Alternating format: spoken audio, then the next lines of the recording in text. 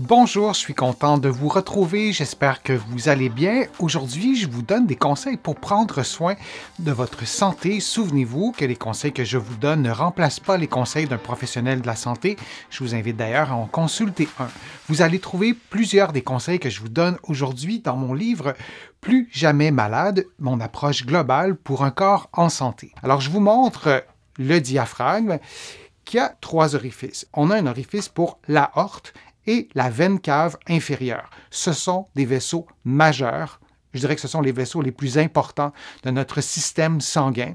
Alors, ces vaisseaux sanguins passent du bas du corps au haut du corps. Et ce qui est intéressant de se rappeler, c'est que le diaphragme, c'est vraiment un piston hermétique qui sépare le haut du corps et le bas du corps. Il y a aussi des orifices qui sont des petits trous, disons, sont vraiment tout petits pour laisser passer la lymphe. C'est un liquide qui est blanchâtre et il y a des vaisseaux lymphatiques qui passent aussi à travers le muscle. Donc, lorsque le muscle se contracte, il y a aussi un effet de pompage. Lorsque le muscle se contracte, il y a aussi un effet sur la digestion. Je vous parlais de l'œsophage, mais en dessous du diaphragme, il y a aussi les intestins. Est-ce que ça vous est déjà arrivé d'être alité, d'être hospitalisé et de ne pas bouger? Mais le fait de ne pas avoir ce mouvement qui est vraiment une stimulation mécanique sur les intestins, ça ne facilite pas la digestion. Ce n'est pas le seul critère lorsqu'on est hospitalisé et on a des problèmes digestifs de simplifier en se disant que c'est en raison du diaphragme, mais il y a un lien. Alors de bien respirer, de se réapproprier le mouvement et de se souvenir que le diaphragme, ce muscle de la respiration qui est assez invisible dans notre vie de tous les jours et pourtant, il nous permet de respirer 20 000 fois par jour au moins. Il est important. Et il y a un autre élément qui intéresse particulièrement le physiothérapeute en moi et je vais vous le faire deviner ou en tout cas vous poser la question. Lorsque vous voyez le diaphragme bouger de cette façon, on voit la double coupole rouge, on voit les poumons en bleu qui sont au-dessus. Est-ce que vous voyez quelque chose de pertinent qui est un peu plus bas? Est-ce que je vais vous placer la vidéo en plus gros? Donc, est-ce que vous voyez d'autres aspects du diaphragme, on le voit en rouge, qui pourraient intéresser notamment le physiothérapeute, mais aussi plusieurs de mes patients, en fait, je dirais une majorité de mes patients, et c'est probablement votre cas. Vous l'avez peut-être vu, ce que je veux vous montrer, mais ce sont les liens entre le diaphragme et le bas du dos. Si vous regardez attentivement, et j'espère que c'est visible parfois si vous regardez le diaphragme que je vous montre sur un petit écran, c'est peut-être moins visible, mais il y a des ramifications qui vont jusqu'au bas du dos. Ce sont les piliers du diaphragme et on le voit au centre, dans le bas de l'illustration, il y a un peu de rouge qui descend sur les vertèbres. Est-ce que c'est visible pour tout le monde? Écrivez-moi dans le fil de discussion si vous le voyez bien. Et effectivement, le diaphragme a des liens mécaniques avec le bas du dos.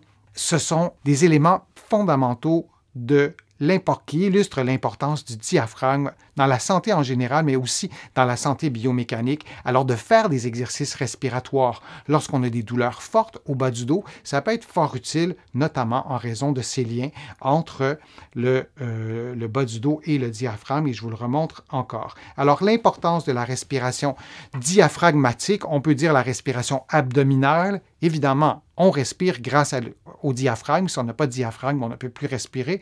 Mais appelons-la la respiration abdominale ou la respiration diaphragmatique. Je vous en ai parlé de différentes façons. Il y en a plusieurs des exercices ou des types de respiration. Il y a la respiration abdominale.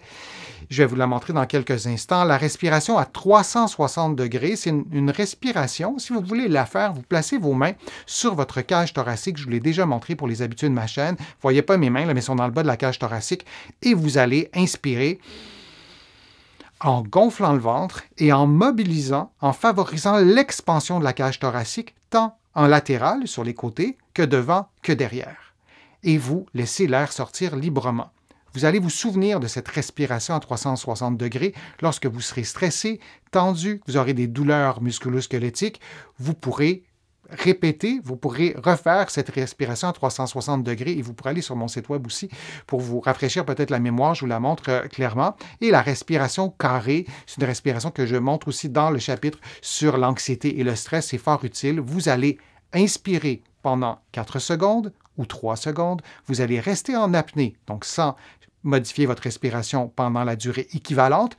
Vous allez expirer durant 4 secondes ou 3, mais toujours avec la même durée, et vous allez rester en apnée pendant 3 ou 4 secondes et vous faites des cycles comme ça. C'est une autre façon de ralentir son rythme respiratoire, de se détendre, et on tente de faire ces respirations en utilisant l'abdomen, en gonflant l'abdomen. Une façon intéressante aussi de pratiquer la respiration abdominale, c'est avec un ballon. Plusieurs de mes patients ont de la difficulté au départ à bien sentir le mouvement du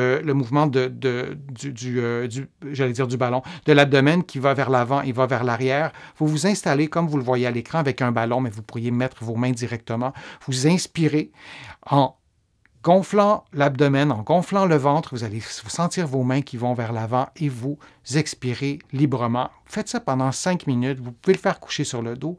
Vous pouvez le faire en position assise. Vous pouvez le faire aussi en marchant.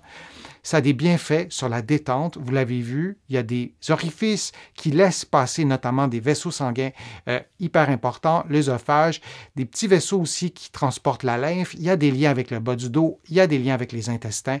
Donc, de se réapproprier la respiration abdominale, ça peut être un bon truc, un bon outil quand on a certains problèmes, notamment les problèmes que je vous ai présentés. Alors, on se souvient que le diaphragme, oui, est perforé, si on peut dire, par 3 orifices et que c'est le muscle le plus important de notre corps. Alors, je vous remercie d'avoir été présent. Je vous remercie aussi de vos questions que vous me posez sur les réseaux sociaux. Je vous souhaite de prendre soin de votre santé. Il y a plusieurs choses qu'on peut faire, des gestes tout simples qui nous permettent d'être en meilleure forme physique, d'être en meilleure santé. Je vous remercie aussi d'avoir contribué. Vous êtes plusieurs à l'avoir fait sur ma chaîne YouTube. Vous l'avez fait, oui, vous pouvez le faire aussi sur mon site web, le www.denisfortier.ca. Vous trouvez l'onglet Contribuer. Vous allez pouvoir aussi vous abonner gratuitement à une infolettre, à des courriels thématiques et vous allez pouvoir aussi me poser vos questions par messagerie vocale.